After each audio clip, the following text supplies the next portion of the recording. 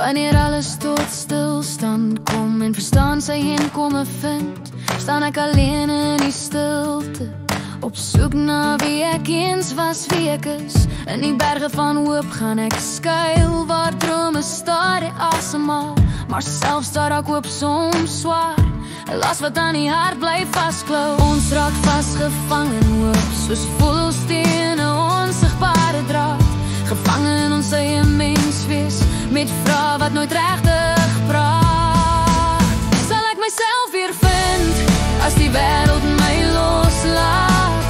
Sal ek myself weer hoor, as stilte my naam fluister sak? Ons word verskuil agter wat kon wees, agter pyn wat nooit verdwyn, maar ek glo ergens in die lig, sal ek myself weer vind.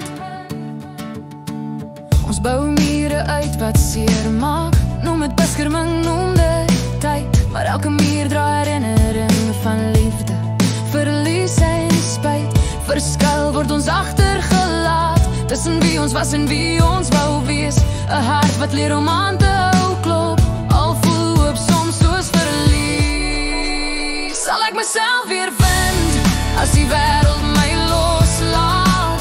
Sal ek myself weer hoor, as stilte my naam fluister sag? Ons word verskuil agter wat kon wees, agter pyn wat nooit verdwyn, maar ek glo ergens in die lig, sal ek myself weer vind. Miskien lê die antwoord nie in hoop nie, maar in aanhou asemhaal, om mens te wees sonder skuiling, om te val en weer op te staan. Ek sal myself weer vind, nie waar alles reg voel nie, maar waar ek eerlik voor my staan, sonder vrees, sonder skyn, selfs verskuil, selfs gebroke, is my hart nog lewendig, want in hierdie stilstand vind my siel sy inkoms uiteindelik.